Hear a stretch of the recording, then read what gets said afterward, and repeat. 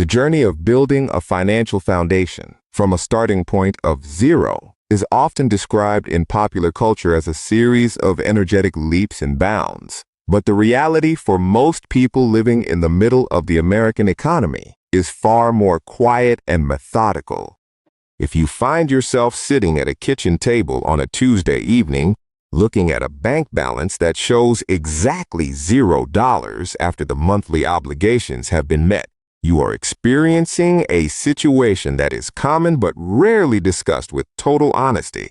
There is no immediate siren or emergency light that goes off when a bank balance hits zero. Yet, there is stillness. This heavy sense of stillness feels like a failure of momentum. This realization happens in suburban houses and city apartments every day, where the math of a life meets the edge of its possibilities. The common belief governing our understanding is that saving money is a pure reflection of individual willpower and personal discipline. A lack of savings is often seen as a lack of discipline. We are told through various media that if we could only master our impulses and stop spending money on small comforts, we would not naturally find ourselves on the path to wealth. This idea is incredibly sticky because it suggests that we have total control over our environment, and it offers a solution to a complex structural problem.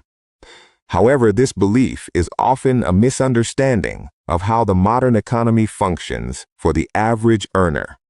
When we dismantle this assumption, we see that saving is not a character trait, but a mathematical outcome of the gap between what a person earns and what it costs them to exist in their specific location.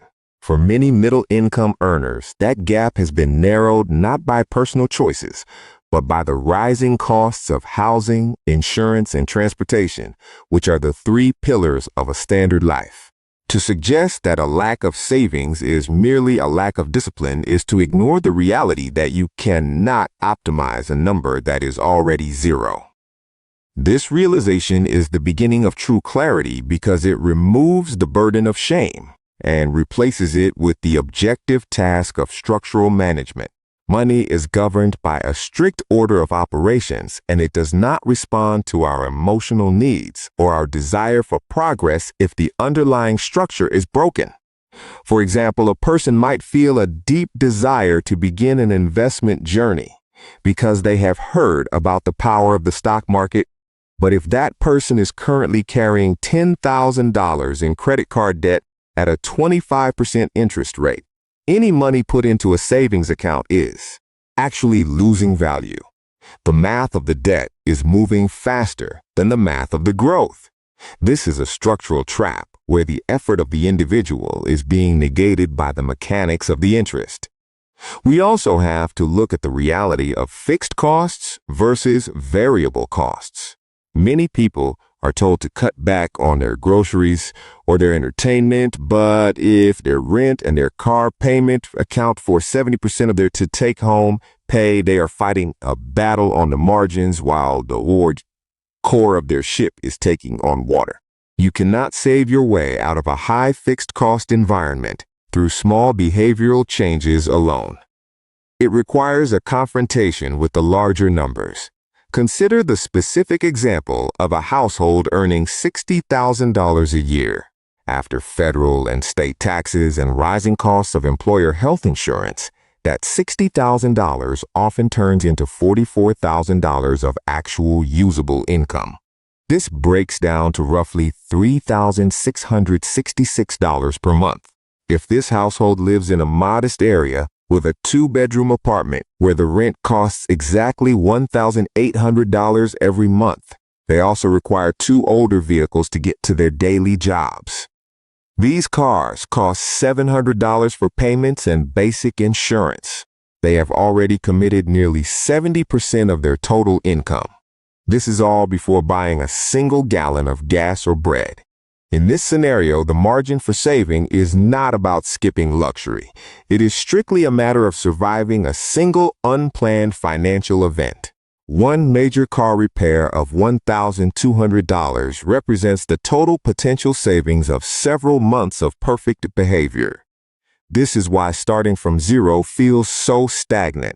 It is because the structure of the life is built too close to the edge of the income. We must also normalize the fact that different financial strategies belong to different stages of life, and some strategies simply do not work yet for a person at the beginning of their journey. The advice given to a person with $100,000 in assets is functionally useless to a person with $0. When you have no cushion, the only priority is creating a surplus. This often requires a sequence of events that cannot be rushed. For 2 years, the goal might be simply stabilizing the floor.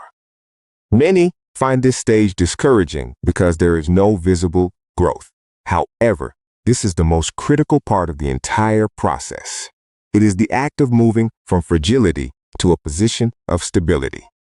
We often see people behave in ways that seem counterproductive, like spending a tax refund on a television rather than the bank. But this behavior is usually a response to extreme financial exhaustion. Living under constant constraint makes progress feel almost impossible. When people work hard and see no progress, they seek relief. They want to prove to themselves that they are still in control. This is a behavioral pattern driven by fatigue, not lack of intelligence. To change the outcome, one must address the fatigue by simplifying the life until the math begins to breathe. This might involve the difficult decision to move to a smaller home, or to sell a vehicle that carries a high payment, or to find a secondary source of income that is strictly dedicated to the building of the floor. There are no shortcuts, and there is no magic formula that replaces the need for a gap between what you produce and what you consume. The relief that people are searching for does not come from a sudden windfall or a lucky break, but from the quiet realization that the numbers are starting to move in the right direction, even if the movement is slow.